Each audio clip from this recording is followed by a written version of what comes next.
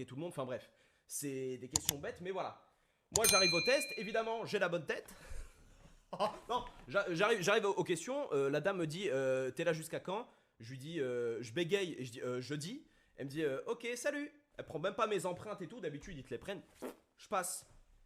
Arrive le moment où c'est les Arabes de l'équipe qui passent. Les deux se font convoquer. Voilà, je vous le dis, les deux sont mis dans une salle isoloir, question approfondie.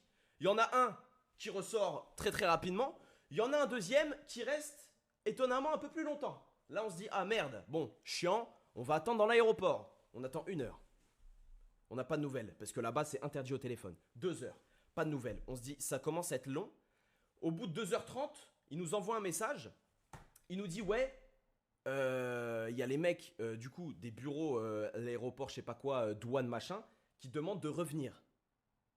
C'est à ce moment-là que moi, je dis à toute l'équipe, les gars, je vous jure que c'est vrai, je leur dis, les gars, pitié, il faut qu'on se taille, parce que nos valises sont remplies de matériel, caméra, ordinateur, micro. S'ils nous prennent avec ça dans nos valises, évidemment, comme nous, en fait, on n'a pas de visa de travail, mais un visa de touriste, étant donné qu'on va travailler, entre guillemets, sur le sol américain, on n'a pas le droit. On n'a pas le droit. Donc, on se casse. On se casse et on prévient Youssef sur son téléphone. Et j'ai leak l'identité. Bon, c'est pas grave. On prévient la personne de mon équipe et on lui dit, frérot, nous, on va à l'hôtel avec nos valises. Comme ça, on sécurise. Et dès que tu sors, tu nous envoies un message, tu nous rejoins à l'hôtel. Il nous dit, d'accord, pas de souci. Et toutes les heures, il a droit à son téléphone pour envoyer 2-3 messages, bref. On a atterri à 15h, sachez-le. À 15h30, il était dans le bureau. Là, à l'heure où je vous raconte l'histoire, il est 21h. Toujours pas de nouvelles de ce fameux Youssef. Là, on se dit, ça fait quand même pas mal d'heures qu'il est là-bas. On n'a pas de nouvelles, on sait pas où il est. 23h. Il est 23h, les gars. Ça fait déjà des heures qu'il est là-bas. Donc c'est chiant. C'est chiant, c'est chaud. Nous, on sait pas ce qui se passe. On n'est pas au courant. Les gars, il nous envoie un message. Il nous dit, ils ont fouillé tout mon téléphone. Ils sont au courant qu'on va faire un stream avec les Bloods. Ils sont au courant de toutes les autres destinations qu'on a faites. Sans le visa de travail, qui est censé être obligatoire, mais c'est pas non plus une dinguerie. Il nous dit, on est mort. Mais, en gros, ce qu'ils lui ont dit, la douane lui a dit, ils vont me renvoyer en France et on va être fiché aux États-Unis, quoi. Ils vont me renvoyer en France, je vais prendre pour tout le monde. Mais normalement, ça va, je rentre à Paris et tout, et je reviens après tranquille. On se dit, oh, chiant, mais bon, ok.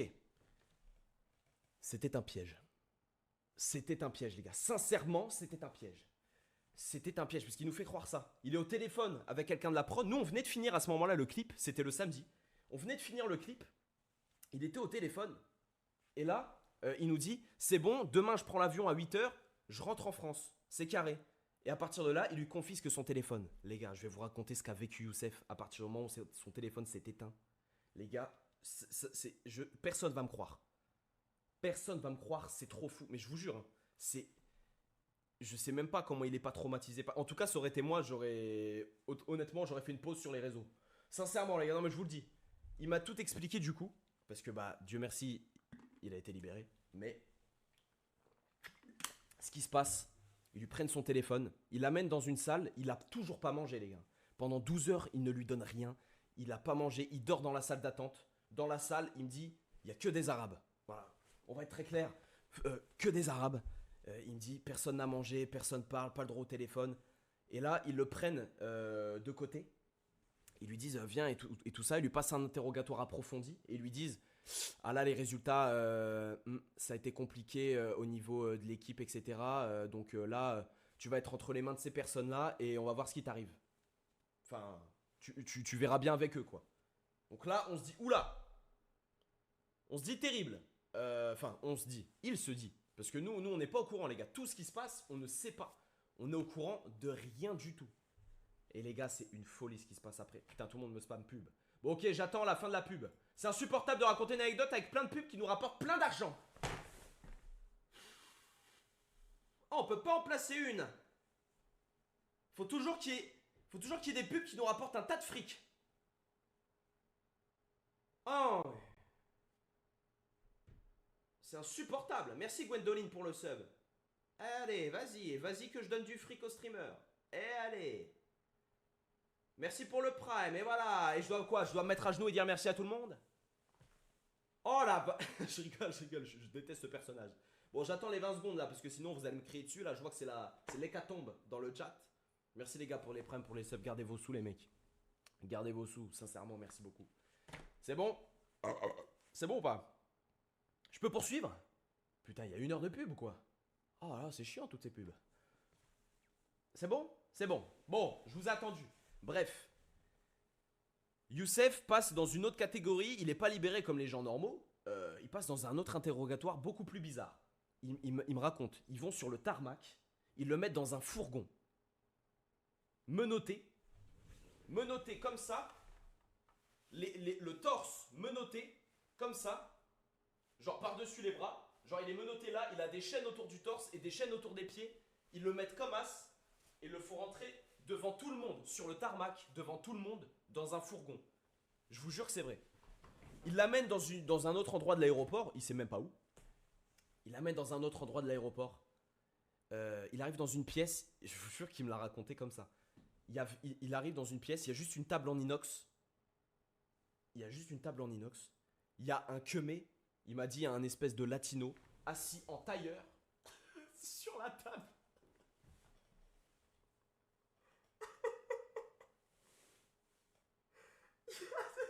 Il y a un espèce de latino assis en tailleur sur la table, genre comme as, sur la table en inox. Je vous jure que c'est vrai. Je vous jure que c'est vrai, les gars. Là, Youssef, il me raconte, il me dit, mais frérot, j'ai pas compris. Il croyait que c'était un happening. Il croyait sincèrement que c'était un happening. Il m'a dit, mais je sais pas, il y croyait pas. Il y croyait pas. Il se disait, bon, c'est peut-être la procédure, je sais pas. Je vais vous montrer la procédure. Il savait pas. Je vous jure que je suis pas en Oussama Hamar, les gars, je vous raconte la vérité. Ils lui font une fouille hyper approfondie. Là, le mec de la table en inox, il lui dit, bon, maintenant, enlève tes habits, on va t'amener une tenue. Il dit, ok, il enlève ses vêtements, il est en calbar. Le mec, il lui dit, non, t'enlèves tout. Il le fout à poil devant tout le monde. Enfin, dans la salle en inox, il est à poil. Donc, hyper humiliant. Donc, Youssef prend sa veste et tout pour se cacher quand même, parce qu'il y a un peu de pudeur, c'est horrible. Humainement, c'est horrible. Bizarre, l'happening, tu vois. Et là, et Youssef, à ce moment-là, quand il me le raconte, il me dit, frérot, là, j'ai commencé à avoir un déclic dans ma tête en mode, c'est pas possible. C'est une dinguerie. Il lui amène une tenue orange, les gars. Genre la tenue orange des prisonniers aux États-Unis. Les gars, une tenue orange. Il lui amène la tenue, ils lui disent, enfile la tenue. Youssef, dites-vous, on n'a pas de nouvelles de lui, il est déjà minuit là-bas, il a pas graille, on n'a pas de nouvelles et il a aucun moyen de nous joindre parce qu'ils lui ont pris ses affaires. Il n'a aucun moyen de communication avec nous. Genre, il aurait pu rester 3 mois là-bas, on ne l'aurait jamais su. On ne l'aurait jamais su. Il est un peu atteint. Bon. J'en étais où? Youssef enfile la tenue orange. Le prisonnier, quoi. Là, vraiment la tenue cliché. Il me dit, c'est comme dans les films, quoi. Il enfile la tenue orange. Et là, ils lui disent, bon, ok, attends ici. Il attend 1 heure. Et après, on va t'emmener à l'aéroport. Évidemment, c'est un mensonge. Évidemment, c'est peut-être pas une farce. Mais bon, il y croit pas du tout. En tenue orange, c'est quand même bizarre. Bref, là, ils reviennent, ils remenottent Youssef de la même manière. Sauf que cette fois, les bras à l'avant, comme ça. Ils l'entourent avec une chaîne autour des bras, donc il peut pas bouger. Une chaîne autour des pieds. Genre vraiment, on est dans les Dalton, les gars. Et là, ils lui mettent une cagoule sur la tête. Les gars, c'est comme on aurait dit que Youssef, c'était Ben Laden, les gars. Ils le mettent dans un fourgon de la même manière comme As. Youssef, il voit rien. Ils le mettent dans un fourgon, il roule 1h30. Il roule 1h30, les gars. Je vous jure que c'est vrai. Je vous jure que c'est vrai. Youssef roule 1h30. C'est une folie. Il roule 1h30. Il ne sait pas où il est. Il est dans une campagne. Il dit, parce qu'il voit vite fait à travers la cagoule. Donc il a pu voir l'heure. Il a roulé genre de 1h du matin jusqu'à 2h30 environ. Un truc comme ça. Les gars, on aurait dit le coxage de la Légion étrangère. Je vous jure que c'est vrai, les gars. C'est pas fake. Je vous jure que c'est vrai. Il l'amène dans une espèce de zone industrielle. Et là, il arrive en mode en tôle, les gars. Il arrive en tôle. Et genre, ils lui disent, voilà, tu vas dormir là. Il a pas demandé d'avocat. Mais frérot, ils s'en battent les couilles aux États-Unis, frérot. Je ne sais pas. En tout cas, je connais pas les droits, etc. C'était peut-être une garde à vue, mais en tout cas, la garde à vue, il l'a passé dans une vraie prison aux États-Unis. Les gars, je vous jure que c'est vrai. Il arrive dans la prison. Ils lui disent bon bah tu vas dormir là. Et là-bas, en fait, ce qu'il m'a raconté, c'est quand il te passe d'une personne à une autre, il précise pas aux gardes de prison, aux mecs de la sécurité, aux mecs de la douane, ce que t'as fait. Donc lui, Youssef, il a juste pas de visa de travail et un visa touriste, mais il est traité comme si il avait tiré sur un mec. Il est traité de la même manière, les gars. De la même manière. Et c'est ça le problème, c'est que le mec, il est en tôle. Les gars, il rentre dans la prison, accompagné d'un garde qui lui dit bon, tu veux dormir où? Et là, Youssef, il dit non, je vais pas dormir là. Il me raconte, il voit, il y a des cellules, genre en mode lit superposé et tout, que des mecs qui ronflent. Il voit 4 Mexicains remplis de tatouages qui sont en train de dormir. Il me dit non, non, s'il vous plaît, je peux pas dormir là. Et là, le gardien, il a été pris d'une once d'empathie. Il lui a dit bon, ok. Il lui trouve une chambre là-haut. Youssef va dans son lit. Il n'y a pas de couette, pas d'oreiller. Il demande, hein, il demande quand même, tu vois. Il supplie les gens. Il dit mais, non, mais j'ai rien fait et tout. Il explique le truc. Les mecs, ils veulent rien savoir. Ils disent non, non, non, non, tac. Il le pousse et tout, tu vois, genre en mode vraiment violent. Il va dans son lit. Il dort. Genre, il prend sa veste pour faire un oreiller. Il dort. Il me raconte à son réveil, les gars. À son réveil, il y avait un espèce de mec. Vous voyez disjoncté dans Prison Break? La même. Il me raconte la même. Disjoncté dans Prison Break, il me dit quand il se réveille vers 7h du matin, il a dormi 3 heures. Il se réveille vers 7h du matin, il y a un queumé, un gros vieux tout blanc qu'il fixe comme as. Youssef, il dormait sur le lit du haut, le gars il était en bas, il fixait comme as. Et il bougeait pas. Et à 7h, c'était l'heure du petit déjeuner. Donc Youssef, il descend de son lit, il me dit frérot, faut pas que je croise le regard de ce mec. Tu sais pas, tu vois, il y a des fous, frère. Il y en a, tu sais pas pourquoi ils sont là. Il descend de son lit, il fait ce qu'il mec. Il arrive dans l'espèce de cantine et c'est exactement les mêmes prisons que dans les films, frère. De comment il me raconte, il montre des photos, des TikToks, c'est pareil. Il arrive, il prend sa bouffe, il mange et genre en mode.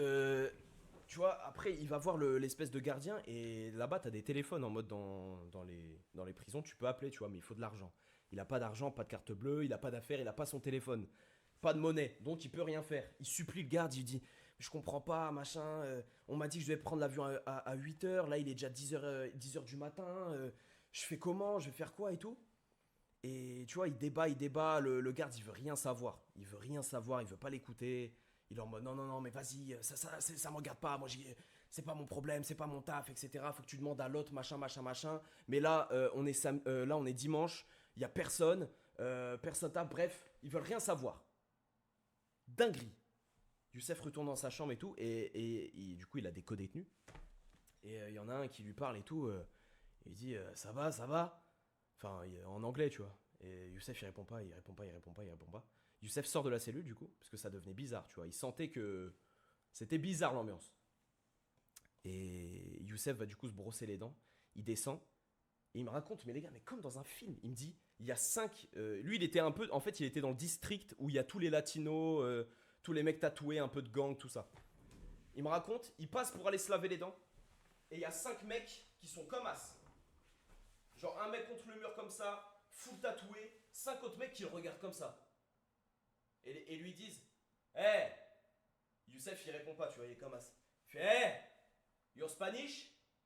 Et Youssef il fait non, non, I'm French, tout ça. Et là ils font ah, ok et tout. Ils sont en mode sympa et ils disent ouais, t'es là pourquoi? Youssef il explique son histoire de visa, etc. Ils sont tous morts de rire. Ils sont tous en fou rire, tout ça. Vraiment, mais un film. Ils sont tous en fou rire. Et c'est vraiment des merdes. Ils sont tous en fou rire et il y a un mec qui lui dit mais frérot, moi j'ai jamais vu, en tout cas j'ai jamais vu quelqu'un sortir de cet endroit le lendemain du jour où il a été incarcéré. Il m'a dit ça s'est jamais vu. Et là Youssef, vraiment les gars, il m'a dit frérot, j'ai fait que de prier dans ma cellule pour sortir. Lui il voyait déjà sa vie foutue, tu vois. Il se dit ça y est, je vais passer des mois ici, ma vie elle est finie, personne sait que je suis là, personne peut me contacter, personne ne sait où je suis. Enfin, on lui fait une Lincoln Burrows. Il se dit ça y est, on m'a mis une affaire sur le dos, je suis Lincoln Burrows, ça y est, je suis mort. Et franchement les gars, moi j'aurais serré. Et du coup, il va dans sa cellule, il va se coucher, il va se coucher, il repasse une nuit. Et le lendemain matin, ça hurle son nom dans la prison. Ça fait. Je sais pas comment ils ont dit, bref, ça hurle son nom. Et ils lui disent qu'il peut sortir. Youssef a pu sortir, les gars. Youssef est sorti de prison. Et genre, quand il sortait, il y avait encore les 5 latinos là.